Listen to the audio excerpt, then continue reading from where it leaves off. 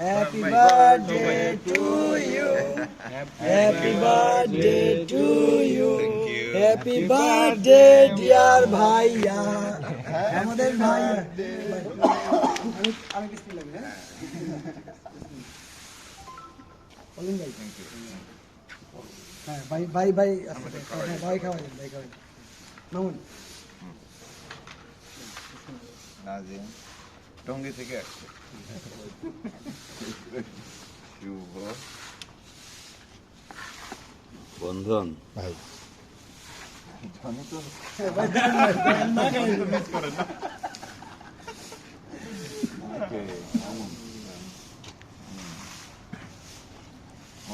মামুন গাড়িতে কাটি গেছে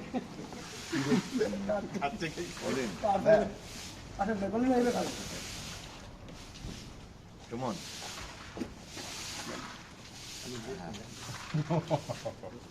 থ্যাংক ইউ সো মাচ সবাইকে অনেক অনেক ধন্যবাদ। আমাদের হচ্ছে যে জন্মদিনে তো আসলে একটু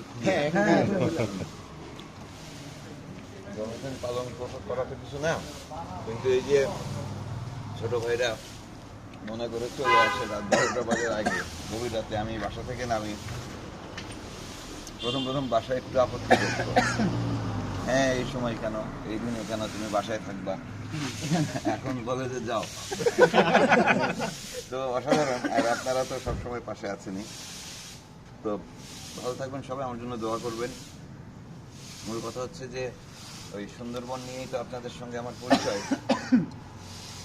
তো আপনারা জানেন যে একজন জেলে সুন্দরবনের অনুকূল গায়েন, তিনি ঢাকা মেডিকেল কলেজ হসপিটালে আছেন। অবস্থা বেশ খারাপ এবং আইসিইউতে আছেন। তো আমি ভেবেছিলাম যে আগামীকাল জন্মদিন, আমি হয়তো হাসপাতালে যাব, ঢাকা মেডিকেল কলেজ হসপিটাল, সেখানে তার পরিবারের সদস্যদের সঙ্গে দেখা করব। এবং এমনিতে জানেন যে আমরা সবাই মিলে তার পাশে দাঁড়ানোর চেষ্টা করছি। এবং জন্মদিন উপলক্ষে আমি আবারও আপনাদের সবাইকে জানিয়ে রাখি যে এই পরিবারটিরও পাশে আমি আজীবন থাকার চেষ্টা করব। সবাই ভালো থাকবেন। আর এই সবাই মানে আছে আমার চারপাশে, সবসময় আছে। টাকা পয়সা কোনো সমস্যা না, ইনশাআল্লাহ টাকা পয়সা কোনো সমস্যা না। কাজে এই একটা করে বিপন্ন পরিবারের পাশে আমরা সবাই এমনিতেই দাঁড়াই, ওরা সবাই যার যার জায়গা থেকে দাঁড়ায়। এই জায়গা থেকে আসলে আমাদের মানে মিলটা, তো একটা মহব্বতের সম্পর্ক তৈরি হয়েছে। আপনাদের সঙ্গেও সেই সম্পর্কটা তৈরি হয়েছে।